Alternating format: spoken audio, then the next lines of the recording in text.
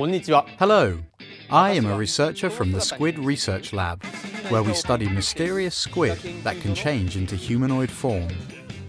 To everyone who's made the trip to Polymanga and to those watching this live stream, welcome to the Splatoon European Championship Finals. I'd like to congratulate all of the teams who battled through their European regional tournaments and made it to the finals. With so many talented Splatoon 2 players from across Europe here today, I'm really looking forward to witnessing some exciting matches.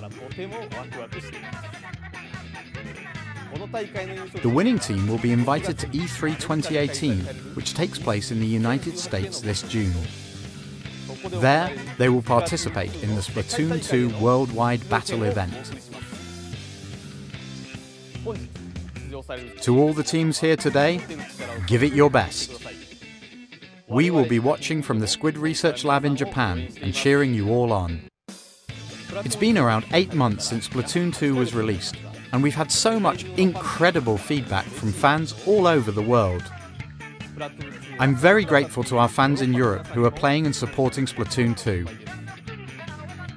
We'll continue our efforts to bring you more exciting Splatoon 2 news, so you can all continue to enjoy everything that the game has to offer.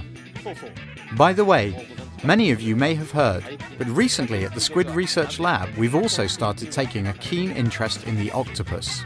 Keep your eyes and ears open for the outcome of our research. Well then, I hope that you enjoy the finals and good luck to all the teams. Don't get hooked. Stay off the hook. Welcome, ladies and gentlemen, to Polymanga, beautiful Montreux, Switzerland, for the Splatoon European Championship. The freshest and best Inklings from all around Europe battle for the crown as the European Championship. My name is Rene Girona Butler, and with me alongside for today's championship is the one and only, the Splatoon pro player, Sendu. Hey man, how you like the arena today? I mean, what can you say? Like, one of the biggest stages for competitive Splatoon yet, and as a player myself, as a member of this community, like, it's very overwhelming to me. We got a full packed Stravinsky area today for the last matches. We had a lot of matches today already and yesterday, so it's a 2-day tournament with the best 16 teams from all around Europe that want to get the crown, want to get the spot for E3 Splatoon 2 World Championship. Obviously, they played yesterday, the round of 16. They played the quarterfinals a bit earlier. You got that on your screens, and it was kind of surprising in some of the matches, but not all of them. I mean, we can see that France was actually able to bring 2 teams into the semi-final. We all know that's a strong nation in Splatoon, right? Yeah, I mean, France in general, like, you know, they have a really big local community. You know, they have big tournaments with 70 teams playing it. Like, it's a very big country for Splatoon. So personally, I'm not surprised to see 2 teams from France in top 4. Yeah, the UK still has Team 4D in the semi-finals. Unfortunately, they lost their #1 seed, like the real UK champion, Team Mako. They got deleted from the tournament a bit earlier, just alongside Portugal, Spain. They're all out. They're not here with us. I mean, obviously they're with us in the arena. They're watching the games today, but they're not part of the tournament anymore as they got eliminated in the previous rounds. Germany also lost one of their teams, but they still have Gucci Gang in there. So from all of them, obviously 2 French teams, they are kind of favorite for this. But Gucci Gang versus Team 4D, what's your favorite on that one? Well, I think Gucci Gang for me is a very strong team, like even to win this whole thing. Like, I know the players individually are very good players and they have been practicing a lot. So personally, I wouldn't be surprised to see Gucci Gang take the title here. But also for the, like, from what I saw, they had really solid performance yesterday. And, you know, they have many veteran players, so to me, like, any of these teams can win it here today. Solid performance will not be enough if you want to go through the schedule here, if you want to make it into the final of the European Championship. Obviously, we'll start with the semi-finals today. We can't just start with a final without knowing who went through the semi-finals. So the first matches we will see, it's Elfirmament versus Team 4D, so France versus the UK. And then the second semi-final, Alliance Rogue versus Gucci Gang. So at least 2 chances for France to be part of the final, or even have an all-out French final. So that will be an interesting point. Yeah, for sure. I mean, all French final is not so far away, but anything can happen. Who knows what's going to happen? Yeah, Team 4D and Gucci Gang, UK and Germany, they can stop the French powerhouses here live on the stage. Obviously, they will all play like right behind us. You can't see that in the dark right now. It's a beautiful stage. They're all there. It's a bit different to the previous rounds because they played them on the Nintendo booth down at Pulimanga at the convention. And now it's this huge stage in front of so many people out here. Do you think that could change it for some of the teams? I mean, I know from my own personal experience, like, it's very different when you don't have a much crowd and it's the first round, so it's not so high pressure. But in this moment, like, all of those teams want to win. So it's very like a big pressure situation for all of those teams. And we know that at least Team 4D, they got offline experience. They have been at the Splatoon 1 final back in Paris. They have been at EGX. For Gucci Gang, that should be the first offline final as far as I know. For the French, did they had offline experience before? So yeah, for France, there's actually quite a few like local tournaments in France. So I do think all of the teams have some local experience. I think Gucci Gang is the only one who doesn't have a local like experience before this tournament. Will be interesting to see if that has an impact. But we got the teams ready and we'll get the games underway. So please welcome to the stage Team France.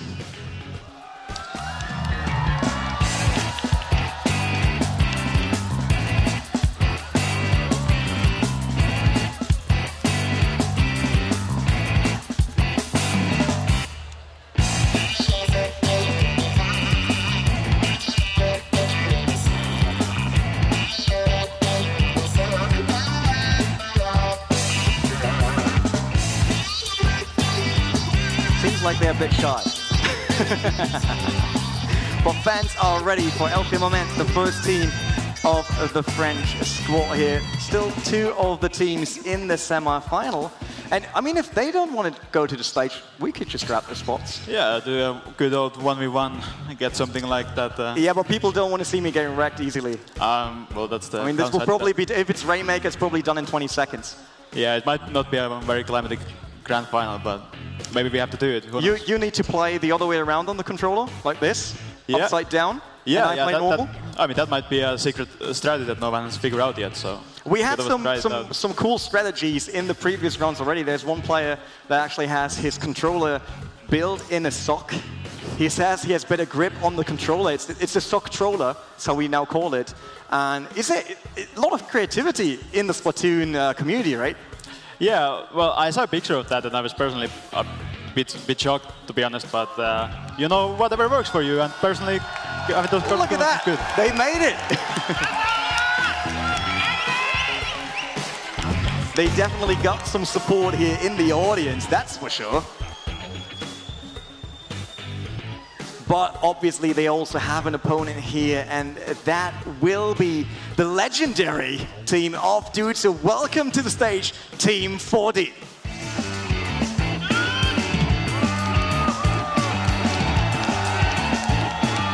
Yeah, led by YouTuber Dudes, one of the biggest guys in the competitive Splatoon scene, the UK, but they're only UK seed number 2. Yeah, they only qualified in the second tournament, but still a team of veterans, like I said. Leaded by Dude. The sunglasses might be a bit too much in this darkness, but he wears his sunglasses at night. Doesn't matter. The hat, it's actually the same hat as he plays in-game. We checked it earlier on the booth when he was playing the round of 16 and quarterfinals. He showed it to me. He was like, look at that. It's the same hat as I play in-game. But the sunglasses are not in-game yet. Maybe that's part of like a competitive DLC. Yeah, maybe if the developers are watching, they can see some fresh choices coming from 4D there. So maybe we see the Dude's beanie in the next version of the game. So here we got the lineup for the French team, Elfie Moment. They got Avasso, Gateway, Celcio, and Le Monkey. Yeah, it's a very, very strong team. And Elfie Moment, good thing to know about them is that that's their actual team. For the other teams, it's like pickups made for this event. Elfie Moment is actually a team that always practices with this lineup. So I think that's one thing they have over the other teams here. So team chemistry could be the deciding factor if they play together for that long. Team 4D obviously with Dude, Dragonuto, Droot, and Donut. A lot of these. What it is, I mean, that explains the 4D, right? Yeah, a very descriptive name. And like I said, players I know from 2015 and been playing a lot with Dude and with Donut previously, and good players as well. We will see how they stack up against the French powerhouse. So in the previous quarters, the French team arrived pretty late, so they played their matches behind each other, and they were wrecking people. They were going through like a hot knife and butter, basically. Like, they really showed a strong performance, awesome skill. They were very, very fast in adapting. But we also know 4D, especially with Dude, when he got all the energy like on his stage, he loves to scream at his teammates and to really put all the energy in it. That could be the motivating factor, right? Yeah, I've played like a couple LAN tournaments with Dude myself, and he definitely has the energy for it. But I think one thing with 4D that, okay, El Firmament is a bit easier games, but with 4D they have more experience here with closer games. So it was a couple sets that were 2-1. So I think 4D has the advantage in more like clutch situations where they have to be able to make those big plays. They will play in a best-of-3 series. That means we'll bring up the maps and all the modes that will be played as we're running through the competitive modes basically without Clan Blitz. So game number 1 will be Rainmaker, played on Valley Warehouse before we head over to Splat Zone in the Kelp Dome, and if needed, then we get Tower Control in the Black Belly Skate Park. Do you see any favorite maps of one of the teams here? Well, I think Valley Warehouse is generally a map that everyone likes. Like, come on, there's no one who absolutely hates Valley Warehouse, so that's like a balanced map. So I think that's where we see how these teams stack against each other, since neither side should have a big advantage on that stage. We know already from the round 16, the quarterfinals and all that, that there can be a huge gap between your performance on Splat Zones and your performance on Tower Control or Rainmaker due to the different setups needed. In terms of that, you think one of the teams is a Splat Zone specialist? I think between these two, I wouldn't necessarily say so. If I would have to decide, I would maybe, just looking at the weapons they're likely to play, probably El Firmament has a small advantage on Splat Zones, but I think it should be pretty even in Splat Zones. And we'll see if we see a charger on both teams or not. We saw totally different setups today. We saw some brush players. Obviously, Roller coming in for Tower Control was one of the most important weapons brought onto those maps. So players right now, they will gear up. They will choose not just the freshest clothes, they also choose the clothes with the best abilities on them. So tell us a bit more about competitive ability setups. So I think at the moment, like, there's like a couple stronger ability sets. So in Splatoon 1, there was like one dominating set which was like quick respawn and so on. But in this game, it's more about your personal preference, like what lets you bring out your own strengths as a player. So that's something interesting to see while the game goes on, is that what kind of sets that these players choose. That should tell you something about them as a player. We saw a lot of special ability like that, the special ability meter fills in faster in the previous rounds, and obviously that strikes a bit harder. It seems like Stingray is one of those abilities brought to every single map. Yeah, Stingray is, well, it's a dividing opinion, but Stingray in general, like, is something that you always want for defense. Like, you think about, like, if there's a Rainmaker advancing, Stingray is a really good special for you to take care of that Rainmaker safely from your own base. So I think in most cases, I think the Stingray player has a lot of responsibility in these games if the players choose to go with that. All right, I don't really expect a bubble blow that we had that on Splat Zone. Especially the Italian team, I think it was Crossing back then. They only played that. They'd bring in the bubble blower, made sure that they splashed right on top of the Splat Zone to cover it, but they weren't really able to then take it for any longer than that splash, basically. They got it for a second, and then the enemy team came in, took it back immediately. So do you think there are some, let's say, one-trick pony strategies that could work in such a semifinal? Yeah, I mean, absolutely. And you come from lower rounds, but pretty much all sort of things can fly. Like, for example, the bubble blower thing that you mentioned, I could see Dude, for example, bring it out with First Splatoon Pro, and that is definitely a very viable thing to do. But like you mentioned, it's just for Splat Zones, it's like a small relief when you reset the zone and then you lose it again. So maybe now we'll see some other kind of specials instead. So players are getting ready. We saw, which is always interesting in such live arena plays, the totally different faces of players. Some of them are smiling and just having fun, enjoying their time. Others might enjoy their time, but they look way more concentrated on the screen. I mean, look at that. The French team sits fairly relaxed. Yeah, that's one thing, and also it's interesting to see, like, when the game goes on, like how different players use the controller, because that's something you don't see in online environment. But here you see like many different styles, like how the controller angles are and so on. So that's always really fun to watch in a local tournament like this one. Yeah, the move control on the Switch is a bit different to the VU version back then, but we saw today and yesterday, some of the players have it on only up and down, and then doing everything else with the joystick. Some, like Dude, has it left and right as well, left and right, up and down. So the full movement, whatever they can do. What do you prefer when you play? But personally, I don't do so big movements, and like I feel like I'm pretty like standard player. Like I don't like anything crazy. But some people, you can see like them holding the controller like upright, or like completely level, or anything in between. And it's just to me like it's so fun to see all the different styles people have, and then they still have the same like great performance. So that definitely tells a lot about the controller methods. There we see the Switch, Nintendo Switch. Obviously, they all bring their own Switches. We got the docks here. They just need to put it in. That's one of the great features of the console. And then they're ready to go. Yeah, that's it. Like I was at Genesis 5 LAN tournament earlier this year, and that was like one of the big benefits from now having the Switch. You just pop it in and take the control, and you're ready to go. Before, if you wanted your own console, it was like Wii U, and you had to like bring it all, and it was not as convenient as with Switch. So I think that's a really great thing for the players for a LAN tournament like this one. Was Dude actually live streaming from the stage? Was that live on his phone? You saw him hanging around with the phone, probably doing live stream right now. Am I on the camera? He's okay. Am I on the camera as well, Dude? I just want to make sure. You will make me famous. It might be too far away. Actually, get me on that camera, but it's all right. I got the big one here, so it's not that bad. Waving to their fans. See, we wait for them to be ready to play the first map here. You talked about that already. Valley Warehouse, one of those more neutral maps. Not really one of the maps with crazy plateaus. Not really giving an edge to any of the teams. Yeah, well, personally, I like starting with a map like that, because neither team should have a crazy advantage. So it really comes down to who knows the basics better. For something like Valley Warehouse, like, is very, very basic as far as maps go. There we see they get the teams ready. Obviously, put them in the right team. Otherwise, this might be not that good. Yeah, we see Druid, Liquid Dude, Dragonuta, Donut. They're all in 4D. And the rest is El Firmament, the French team. Yeah, looks good to me. Get it going. Rainmaker. Obviously, just to explain that mode, in case people don't know, there is this weapon in the middle. It has a shield. You need to pop it. If you pop it, then it explodes in your color, basically. Then you pick up the Rainmaker, and you want to bring it into the opposing base on a podium. Yeah, that's it.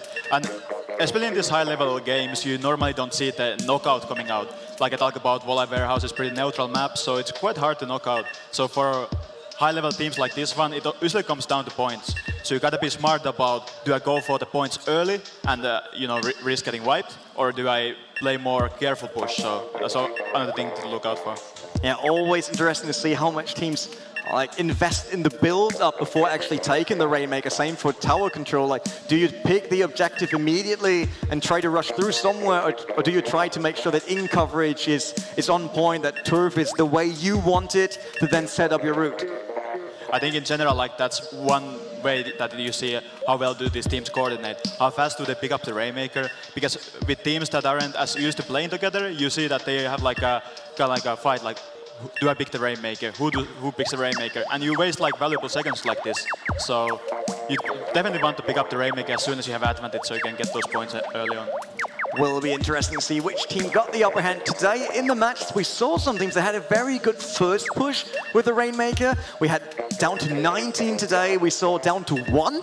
They got stopped right before putting the Rainmaker onto the podium. Everyone was sure that this game is done, and then they get stopped. Yesterday, Team UK actually was Team 4D. They got stopped by Germany like that. Germany won with 1 inch in the end on the last second in overtime. So, hope the hall is ready for the first map here. It is Rainmaker. Make it rain everywhere. It's France versus the UK. Team 4D versus El Firmament. We got the UK on green, and we got France on purple. But France is not even starting. They are trying to chill out there. Did something went wrong with them? Yeah, looks like some kind of problems there. Yeah, they're not going. I mean, I see Selkio moving in. But that's it, there's a booyah all over the place. We saw that as meme already. But it seems like they will restart that one. Did someone choose the wrong gear? Yeah, who knows what can happen in these local tournaments. But there we already saw, like, I think one player that I personally am watching is Brasario. So he's a roller player, and I think he's definitely one of the strongest ones in Europe. And roller right now is a really, really strong slaying weapon. So I think when Brasari picks up the roller, we can expect some kills from him. So definitely gonna have my eyes on him. I can tell you from my own experience in ranked mode, which is not as high as your experience in ranked mode, you know, but roller players are the one players that I don't want to see on the opposing team because I'm always running into them. Like I'm swimming around, you know, like chilling out, trying to get closer to the objective, and then there's a roller. Done. Yeah, it's always like when you least expect it, when you least want it, then. Like, or the fling. I mean, let's be honest, when they jump up and fling the weapon then, they have such a huge range for such a powerful weapon. Yeah, for sure. But now we are at the local tournament, so I think you have to have much better spacing and you have to have much better like rhythm to your game, basically. So you can't rely on the latency or anything like that, but it just comes down to your skills and your positioning and stuff like that with roller. What about the sloshes? We saw sloshes yesterday, we saw sloshes today, this morning when we played out the other rounds. Do you think a slosher right now is always mandatory for your lineup? Well, I don't think mandatory. I don't think there's any mandatory weapons right now. But slosher for me is something that, okay, it's very strong to have. It's something that gets you very fast map control and has a really solid like sub-weapon and special weapon. So we have many like really great slosher players in the top 4 right now. So I think we're gonna see a lot of slosher, and it's a very strong weapon right now, yeah. Yeah, the slosher obviously giving you all the turf coverage that will need to swim further with it, but it's not the fastest, right? So what are the downsides to all the in coverage you do and all the damage you deal out? What is the downside of the slosher? Well, slosher, I mean, it's not always the strongest in 1 versus 1 situations. It has quite a big so-called like end lag. Like when you slosh, then you have to stay still for a long time. And now we are at the local tournament, so there's a lot of opportunities for the enemy to punish you from that. So I think that's definitely one big downside to slosher in general. What about the charges? We talked about that back then in Paris when you were still playing on Splatoon 1. Charger players were the big thing. Like if you had a good charger player on your team, then you had a lot of map control. You make sure that the opposing team is not able to move around freely. Is charger still that like practical? Well, I think going to Splatoon 2, we didn't right away see the same strength with the charger players. So still, if you are a good player, you have a good aim, solid fundamentals, then yeah, you definitely can make some damage with charger. And I know for a fact we will see some charger players here in top 4. But you trade off ink control and such, so often people prefer to go to Spatling now, where you can get the same sort of like long-range skills, but also get the map control. Yeah, now you listed all the abilities you need to have to play charger, and then we know why I don't play charger. So we're ready once again. The UK is in blue, France is in yellow on the left side. There we go. We're going on first match here at Polimanga Stravinsky Hall here in Montreux, Switzerland. Beautiful place.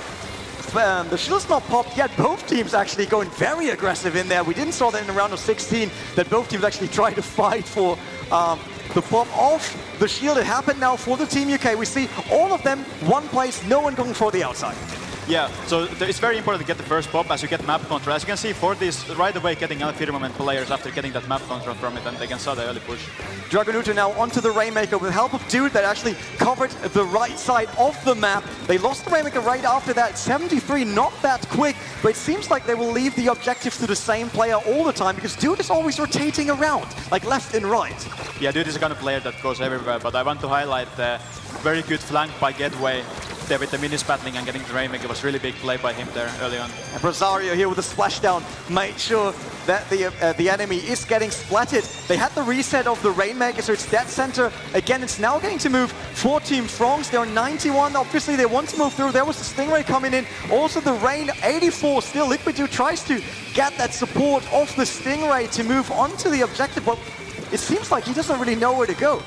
Yeah, they still don't have the good map control, but I think there you saw the value of defensive Stingray. Like right away, they had the Stingray ready, and they goes down, and that's just how you're supposed to play.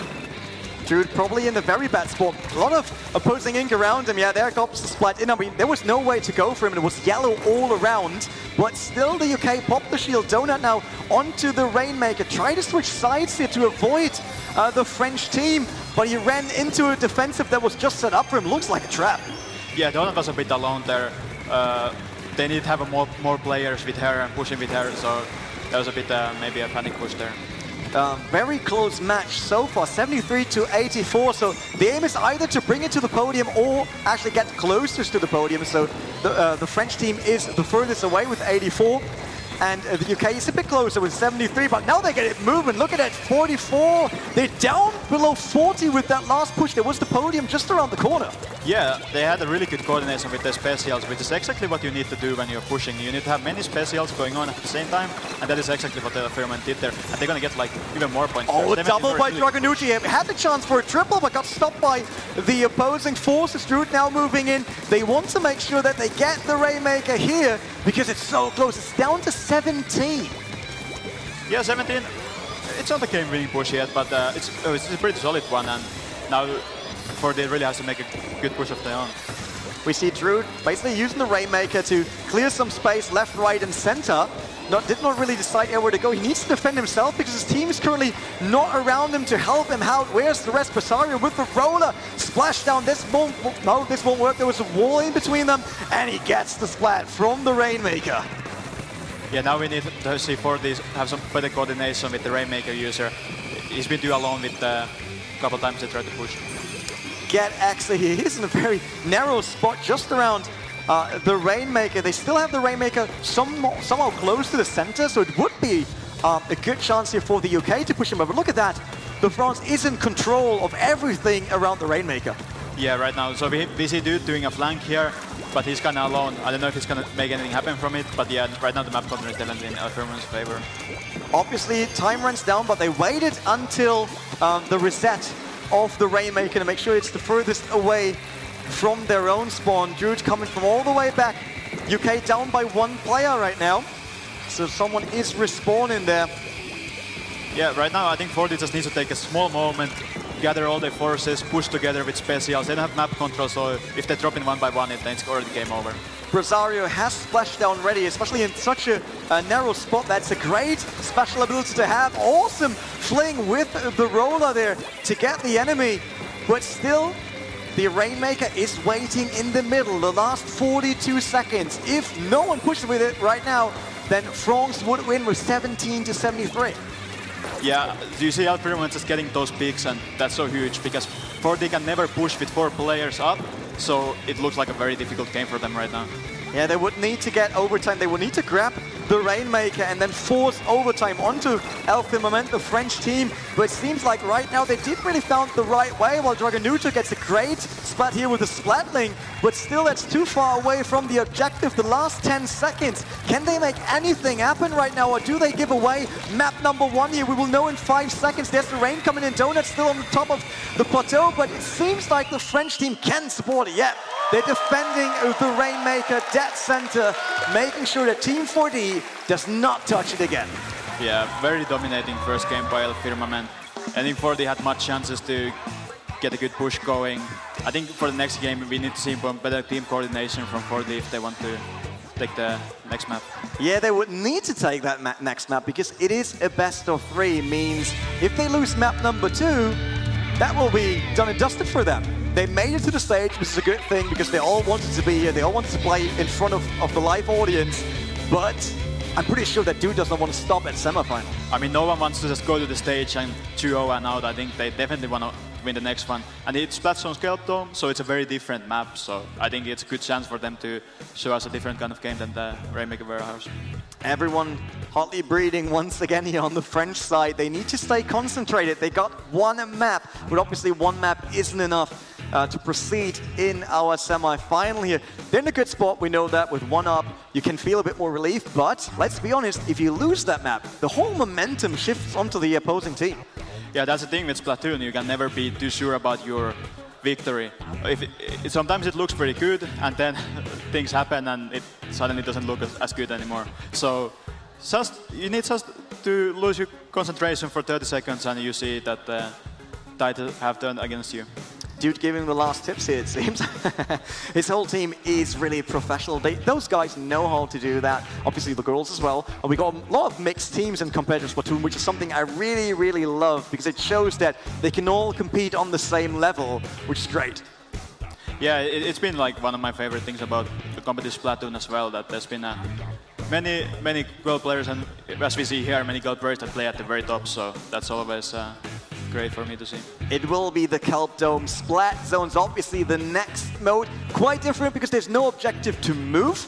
It's always, like, the objective's always in the same place because you want to cover Splat Zone to get control over it. Completely different playstyle, right? Yeah, absolutely. So Splat Zones is way different from Double Control and Rainmaker. And some teams kind of like specialize in Splat Zones even, like they only play it. But I think for these teams, they are experts of all three modes here.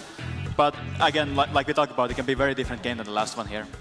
We see we get it going. Here's map number 2. Elfirmament versus Team 4D. France versus the UK. The UK once again on blue, and it's green for the French powerhouse. Yeah, we see spatling from both sides, which is a very, very strong weapon for this stage. So interesting to see how those spatlings match.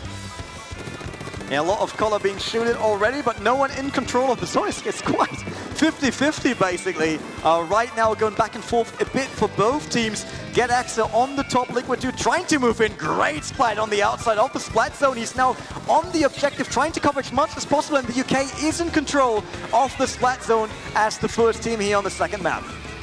Yeah, here you see the Stingray coming out early though. So we can see like how 4D exactly is planning to remove the spatling from the right side of the map here. That's going to be a really hard thing for them to deal if they can't do that.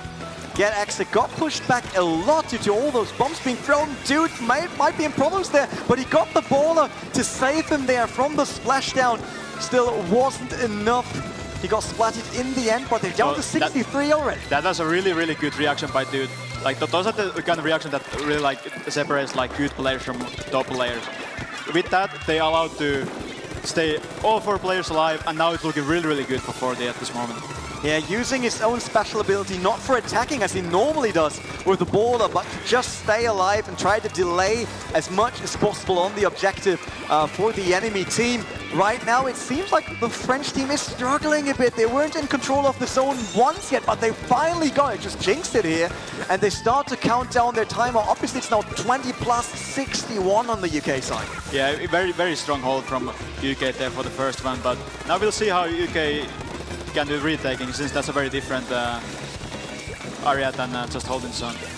Drew now moving around. They obviously tried to get a new angle onto the objective. They're all walking around basically on the Splat Zone here with Monkey being right off. There we see it. That's the bubble blower. That's the tactic the Italians introduced by the double here. Look at that Monkey getting Dude and Donut just one. Le Monk is just popping off like...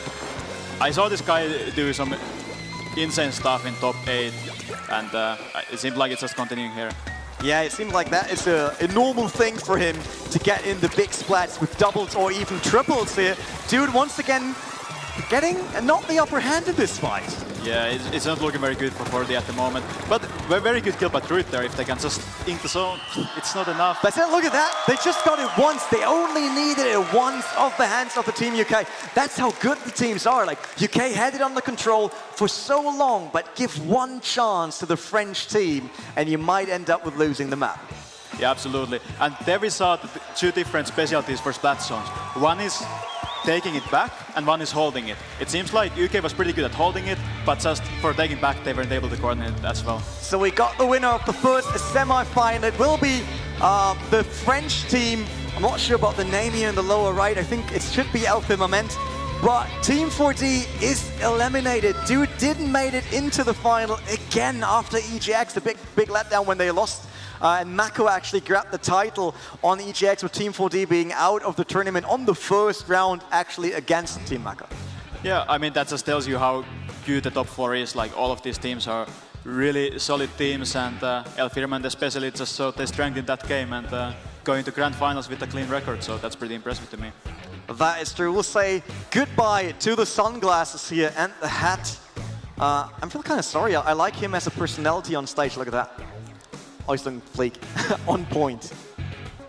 Yeah, it never feels good to lose like that, of course. Yeah, it seems like, I'm not sure, but they didn't stand up there. It's 2-0. They won it, right? And Team UK lost the first map as well. Yeah, and something happened that we didn't see. Uh-oh. Did we miss something, Sendu? That's something we're gonna find out soon.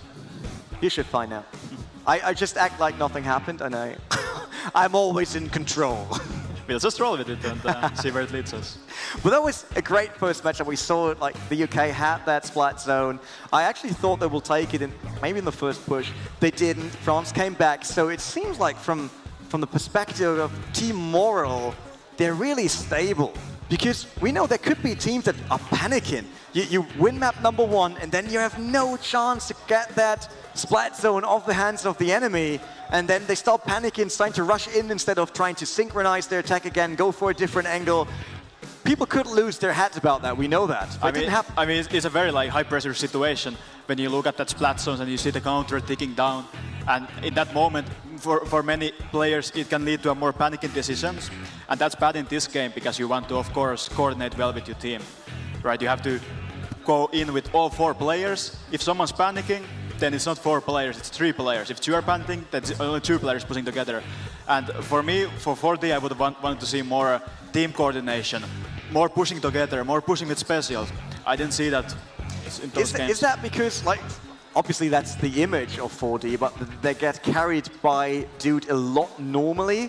Is that not enough anymore for like the European stages to miss out that everyone can carry the game in case one of the guys is not in his best shape? I mean, that's just not the game. It's 4 people, and I know it's not like it's not only Dude in that team itself, but I think for 4D especially, the thing is that they had the least practice out of all the teams there. But now we have, I believe, Rogue versus Gucci Gang, so yeah, it's going to be another interesting match. They are on the stage already, but look who just joined us here. Hello. Welcome to the caster desk, basically, in this big arena. And yeah, you did it. You just did 2-0 against Team 4D. Yeah. How does it feel? Like, is it the first big arena match for you guys? Yeah, it was one of our greatest match in Splatoon 2. We're really excited to play the grand finals right now. So is there anything that you think you need to change? Obviously you had 2-0, so it wasn't too much of a challenge, people could think. Was there anything that you want to improve on until the grand final? Yeah, that's not the case. We didn't win easily enough. Like, not easily enough, that's confident. I mean, they were really strong. We had a lot of trouble in the second match on Splat Zone in Cape Dome, where they pushed to 20 points and it was really hard to keep up. But I think we just tried and hard enough so we could win this match. And if I said what we can improve for the next match, I'd say our team play and our ability to take kills off the opponent. How did you maintain control of the match even after the UK had their timer so low on Splat Zone? It looked like you were struggling to get even onto the objective to have an impact. How did you keep up team morale and make sure that you guys pushing that one last push and take it away? Well, it was all thanks to Gateway, our Splatling, who is really keeping with a tough control. So with him on our team, we can really easily get the zone, and then we can block everywhere, every pass. Now that we know that Grand Final obviously has the map and modes written out already, you guys know what you will expect in the Grand Final. Do you have all gears, setups, weapons already set for the Grand Final, or will you watch the semi-final now and then maybe adapt part of it? Well, to be honest, we really trained the first map of the tournament. So Splat Zone, Gobi Arena, tower control on Starfish main stage. But since we didn't know if we were about to go in the grand finals, we didn't train a lot of the next maps. Then better get your switches ready. I mean, you can play everywhere, even backstage. Getting ready for the grand final. Yeah. From the 2 teams that will come up next, it will be Gucci Gang and Aliens. So which one would you wish for in the final? I'd say Gucci Gang, because they're my friends. Oh, I was expecting those. So like, oh, the French team would be great because then we know the European Championship will be French. But you prefer the Germans? Yeah, I like German people. Oh, that's nice. Thank you. It's all good, man. All right, so we saw different weapon layouts you used onto those 2 different maps. From all the modes, we have Rainmaker, Splat Zone, and Tower Control. Which one is your favorite? I'd say Tower Control is my favorite mode.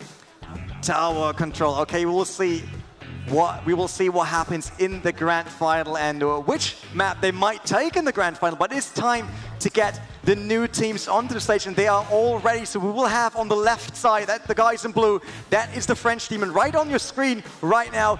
They lose. They're just leaving. Did we miss it? Thank you, guys. They just decided that, hey, this weird man is talking about us. We should better get going. It's all right. No worries. So let's start and bring them one-on-one on stage so they can have their moment on the arena. But we heard it. They like the German team more. There is another French team in it. Do you think it's just because they do want to lose against their own?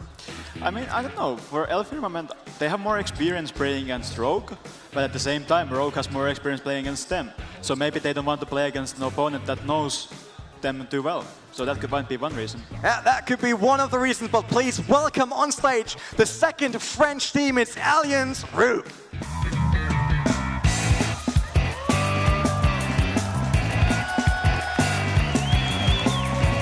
Definitely whole support is with the French, it seems. I hope the Germans get a proper welcome as well. Yeah, I also do. There we go, everyone with their headsets, everyone getting ready. Obviously, they saw the other team already winning, so they know they want to get in the grand final. They don't want to lose out. It's Ezra, Sorin, Kyver, and Gray. And we know Kyver and Sorin probably some of the strongest players in Europe. Yeah, absolutely. I mean, you can say that about any of the players. Like, to me, this is an all-stars lineup. It's just about how well they come together in that match to decide who. All right, but it's time to meet their opponents for the semi-final. Please welcome on stage the Gucci Gang from Germany.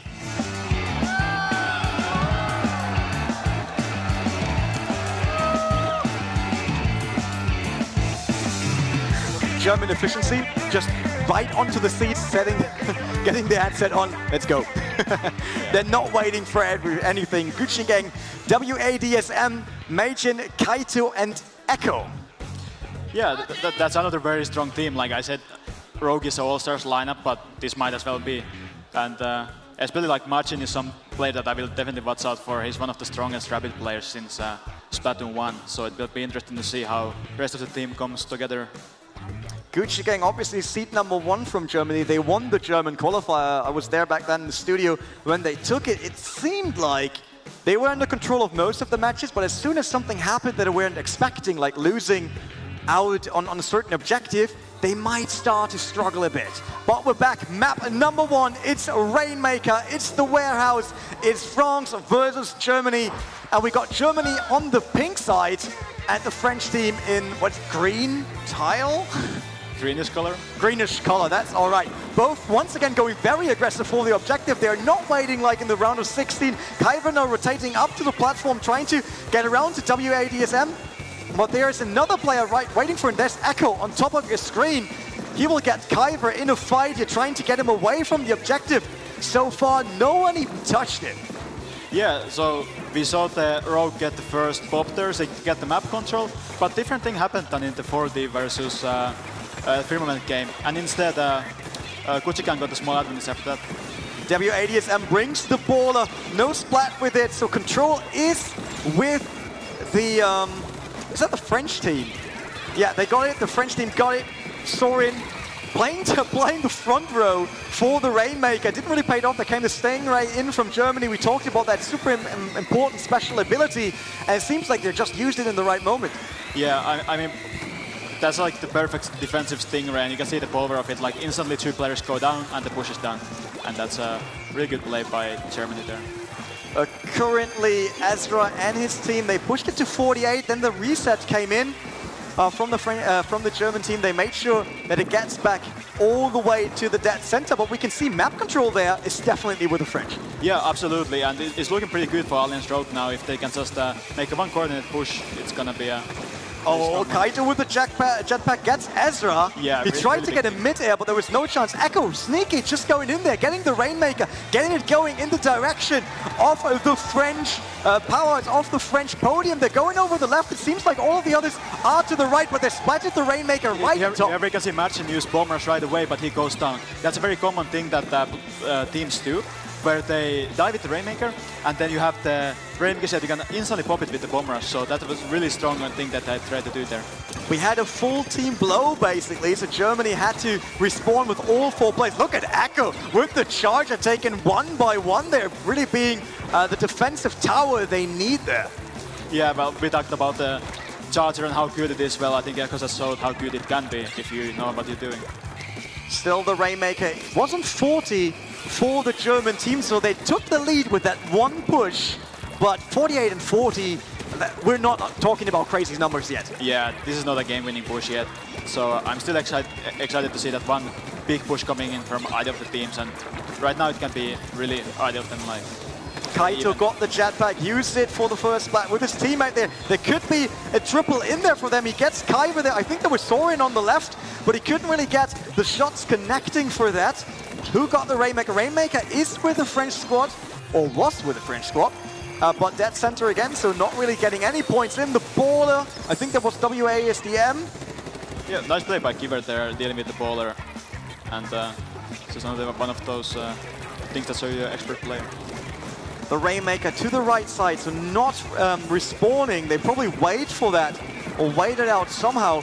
Kaito, they all try to get control of mid once again, but the French team is really holding that strongly. We see a lot of green color everywhere. Now Germany moves forward at least a bit, but Stingray is coming in, so everyone has to get away from it, trying to not get splattered. Another Stingray for Echo as well. He goes back, probably using Stingray against Ezra here. That's a really big play by Echo there. He goes at one splat, jumps back, gets Stingray off. Really smart play by him. So Sorin with the Rainmaker now.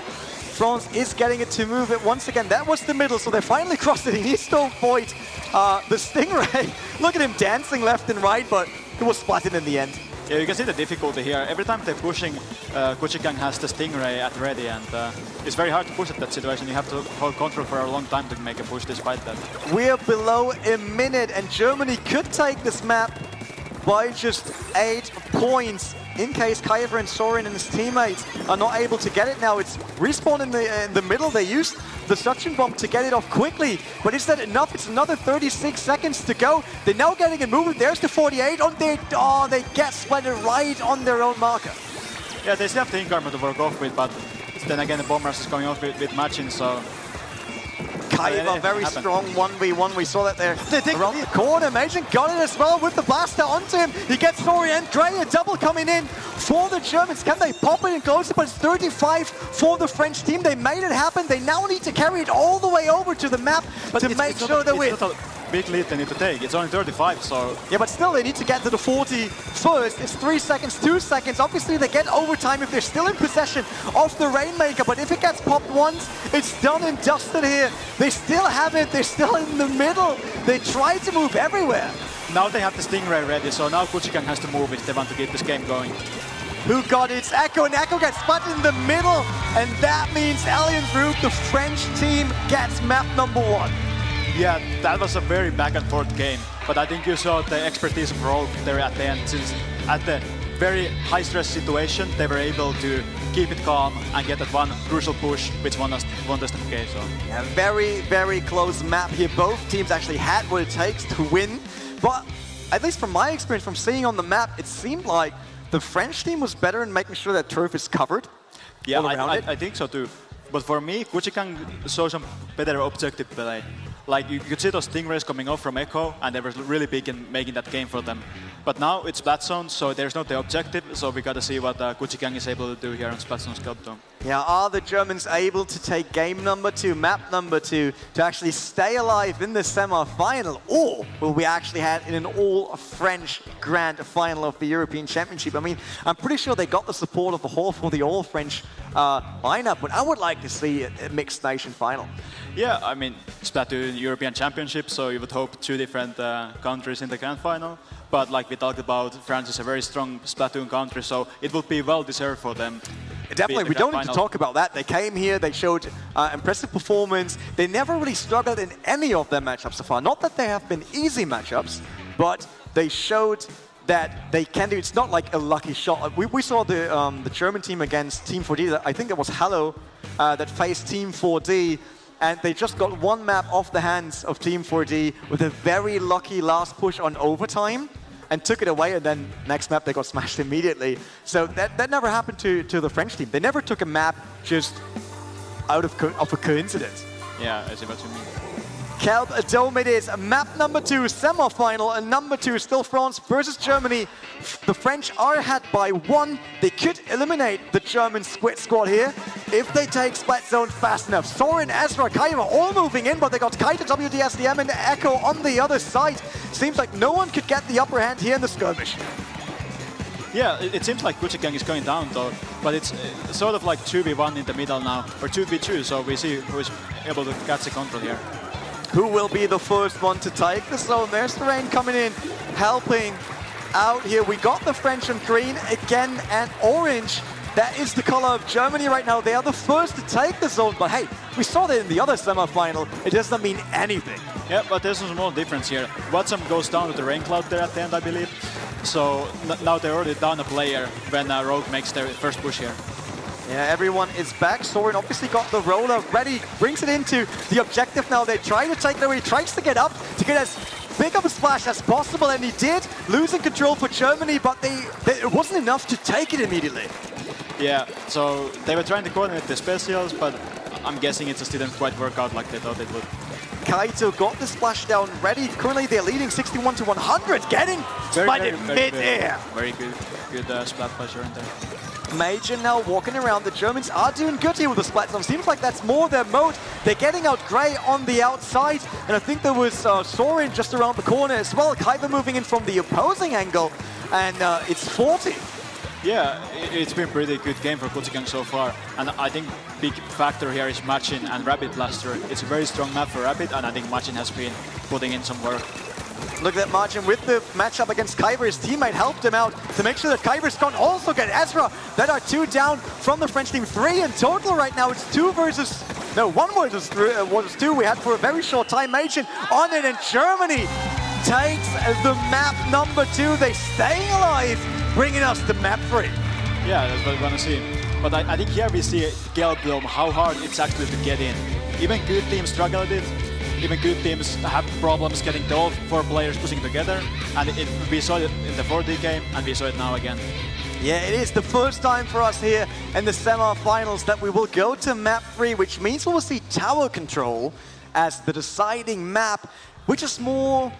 I mean, it's a mixture between Rainmaker and Splat Zone. Like, sometimes the objective is moving, but to me, at least, it feels more close to Rainmaker, which was something the French were able to grab. Yeah, so for tower control, I think good thing to know is that, I mean, many players like it, and for Germany especially, okay, this is a country where Blaster is extremely popular. You look at the German player, and probably they play Blaster, at least at one of their side weapons or something. And then you have Skate Park, tower control. Well, what's really strong here is Blaster. So that's, I think by default, this is a good map for Germany. Yeah, Black Belly Skate Park will be the deciding map. Obviously, a lot of elevation changes. This tower in the middle that really helps, but you need to get up there first to actually grab the tower. Is it about fast movement? Well, I think what really defines the map is that it can be neutral for quite a long time, but then it's kind of like snowball. Like when you get it rolling, it gets bigger and bigger and bigger and harder to defend. So I think that's what we're going to see here. There we are at the skate park. Get your skateboards out and get ready here for map number 3, the deciding map between France and Germany. France is on orange and Germany, there are the purple guys from the right. All the Inklings coming in now. Moving on to the tower, WADSM is moving up first. He tries to get on the tower, but he got Kaiba right in front of him. Kaiba gets it, restoring together. They pushed onto the tower, moved it the first inches. Not that much, but they got control. Yeah. I think Kuchigang is kind of spread out there. Machin has a good splatter, but one thing I want to highlight about Machin is that I'd say while he's a good Octopus player, I was definitely expecting him to go rapid, same as Gray on Alliance Rogue, but it seems like Kuchigang is starting their own push now. Yeah, Germany was able to push back the French squad and wipe them out completely. Look at that, they really came forward, they're close to the first checkpoint, but then they got Major now with the brush here, put it onto the first checkpoint, running it down 89 to 67. It seems like the German, they found their rhythm, they found their strength in this matchup, and this will be very hard. Yeah, we might see the snowball that I talked about now. So we need to see some specials going off from Alliance Rogue as soon as possible if they want to avoid the knockout here. There it is, 32-31, moving on to the second and last checkpoint. Ezra tries everything, gets the double against Kaido Major, but then gets spotted right in front of the tower. That might be the last move. It's 5, 4, 3, 2, 1. Germany takes map number 3, making it happen. Germany eliminates Alliance Rukia. The Gucci Gang will be in the grand final. Yeah, I think Gucci Gang, just in those last 2 games, we showed really the power of them. So they know splat zones well, they know the tower control, Rainmaker well.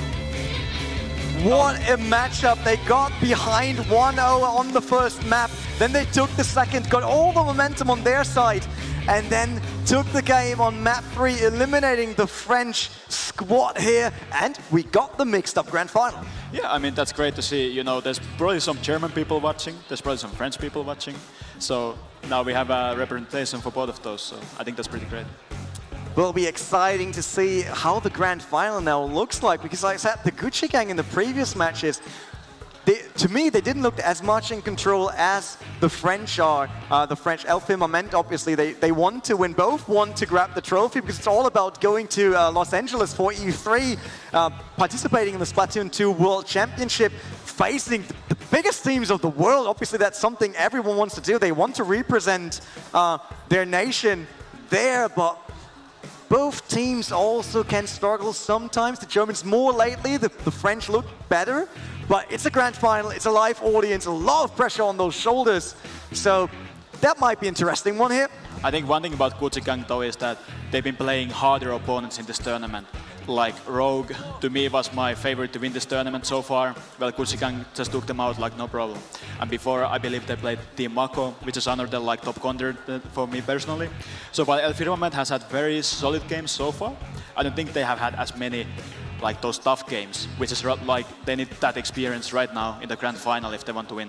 Yeah, experience is needed. Obviously, you said that already. We lost Team Mako, the other UK team, the actually UK champion with the siblings on it. They got 2 female players. The siblings considered as one of the best players probably in the world besides Japan. We know they're super strong over there, but they really didn't got in the mood. When we saw them on the booth, they were very like into themselves, not really trying to lift the event. They tried to stay focused, and it seems like that didn't work. You got it on your screen. That's how everything played out and how we do the final now. Still a chance for 2 nations to grab the European Championship trophy, but this will be a super strong grand final.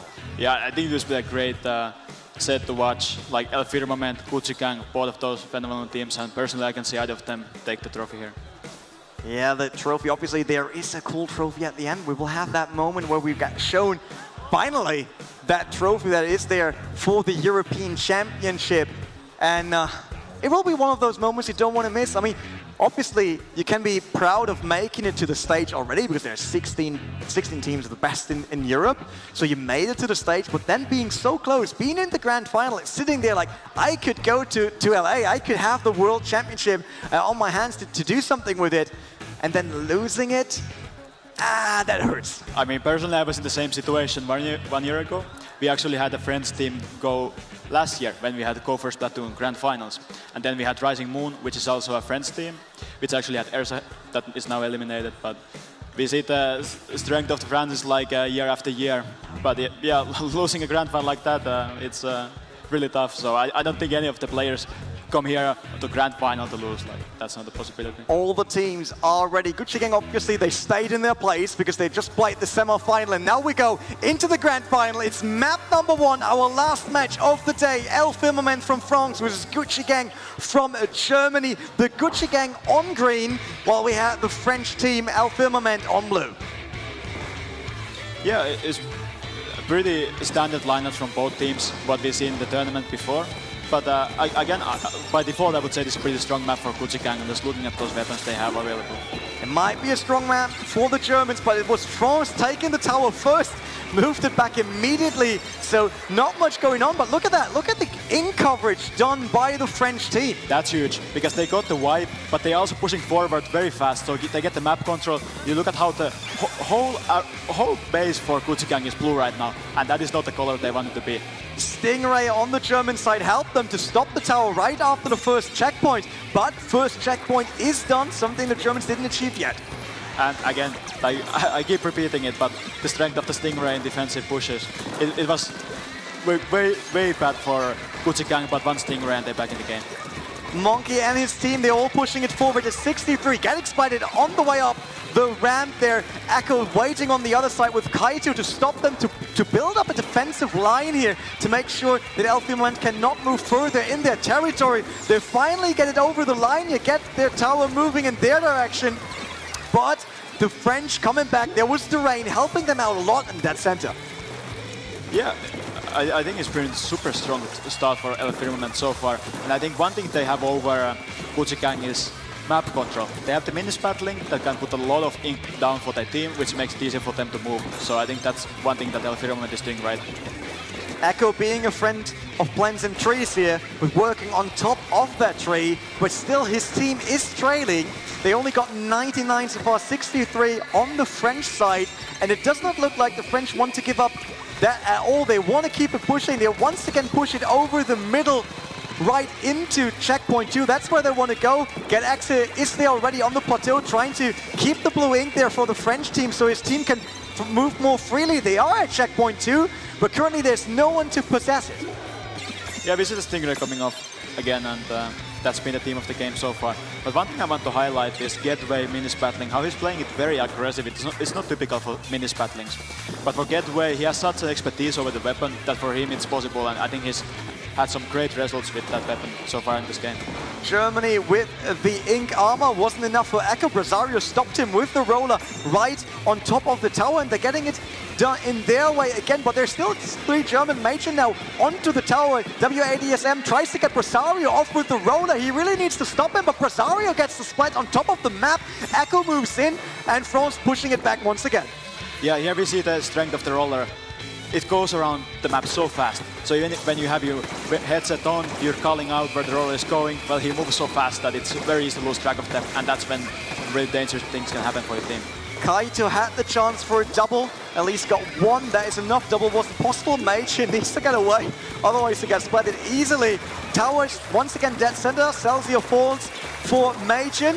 Majin was pushed back here by the rain, which is a problem because the Germans need to finally touch the tower again and get it moving onto the French side. Yeah, Germans have beyond defensive here, and to be fair, the defense is good, but this is not a mode where you can only defend. You also have to find an opportunity to attack, and I think this could be it.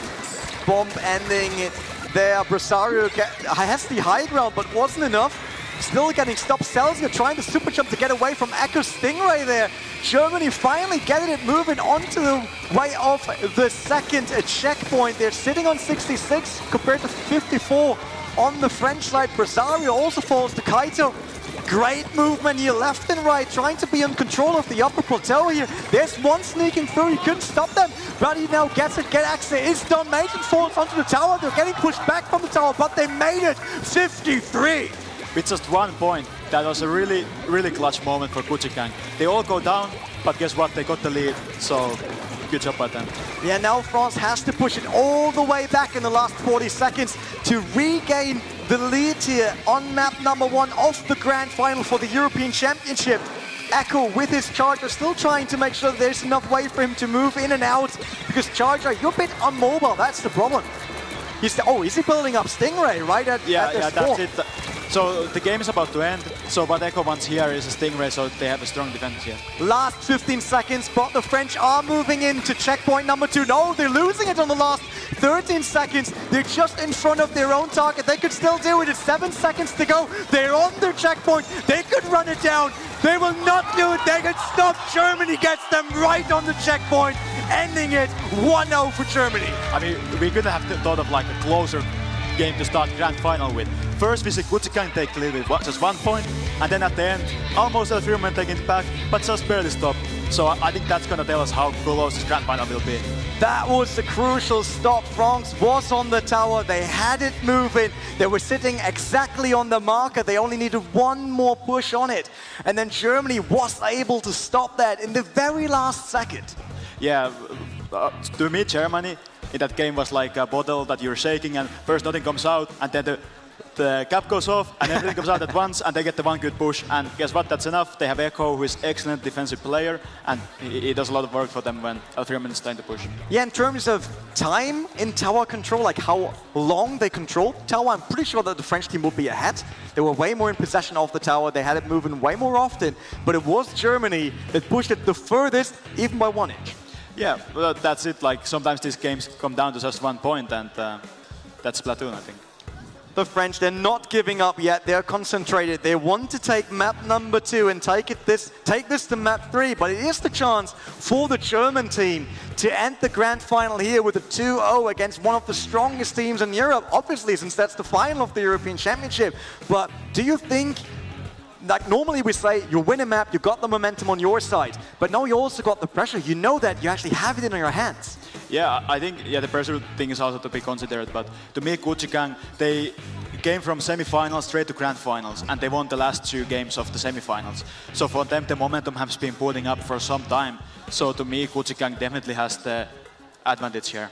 But what about endurance? I mean, we know that you can't just keep up your concentration on a high level all the time. Now that you said it, that they played all those matches behind each other because they had the semi-final right in front of it, could it be that if France is able to bring this to map 3, that they might run out of concentration on the German side in map 3? That's it, and it's way more exhausting played here on the stage. Use the pressure, it's just a different environment.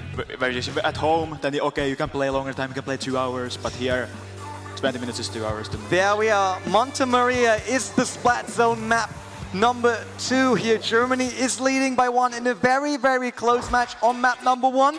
Germany is green, a French team is purple. Yeah, again, pretty standard weapons from both sides. Here we see Slosher Dego coming from Watson, which is a really strong weapon for Splat Zones at the moment. Interesting to see, Germany took the upper level for the first approach on the Splat Zone, while the whole French squad was going underneath them.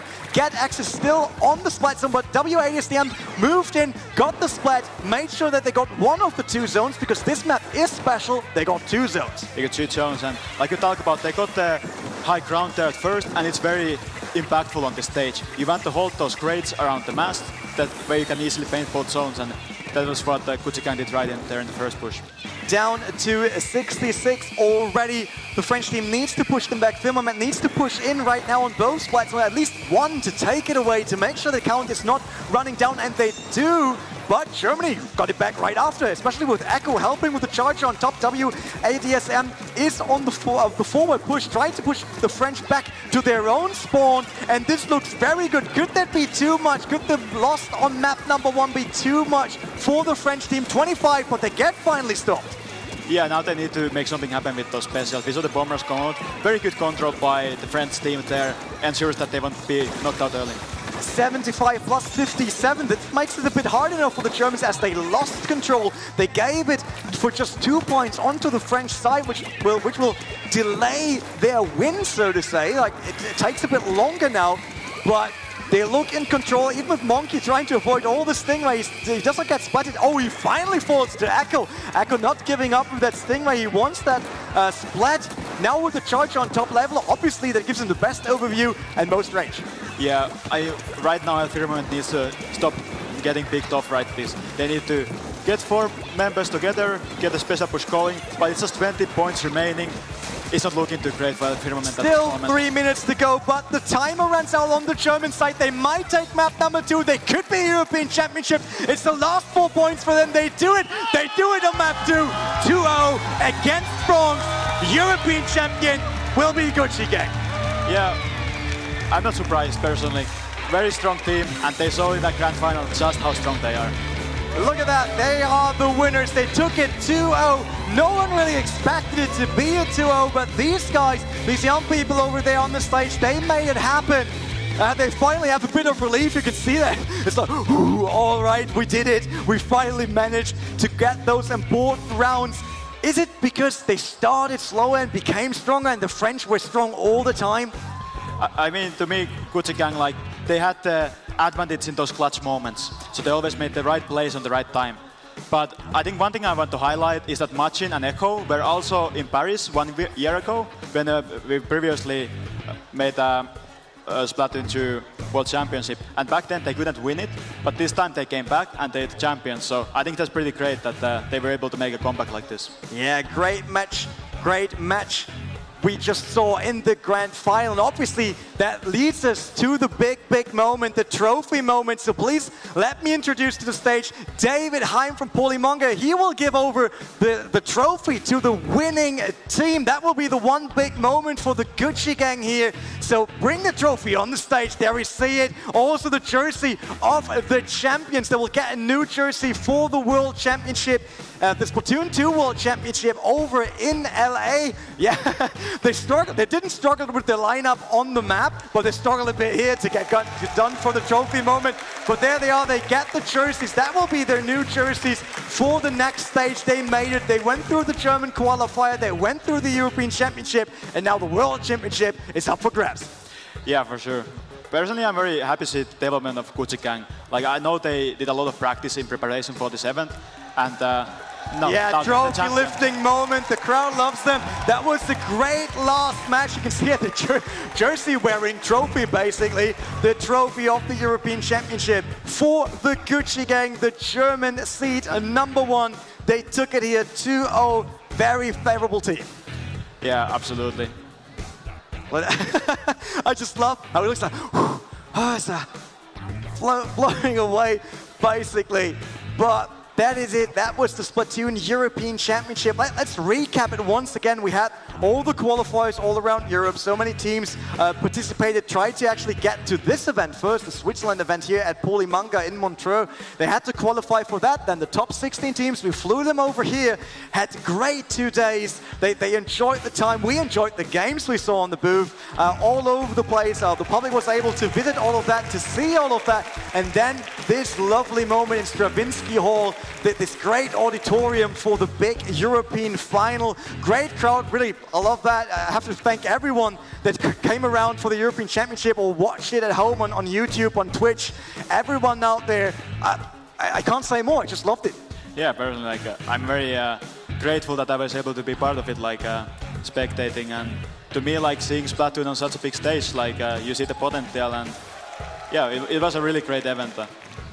A great event for sure. We got the winner, Gucci gang, and that means that we can also say thanks to everyone involved on this project. Obviously, Nintendo, Polymonga, all the companies involved, all the admins, all the player managers, everyone that makes such an event happen. Obviously, thanks to you as well for joining me at the caster desk. And I have to say, for your first time, it was pretty good. Thanks, man. But that's it. That was the European Championship over here. Splatoon World Championship up next. Los Angeles E3. See you there.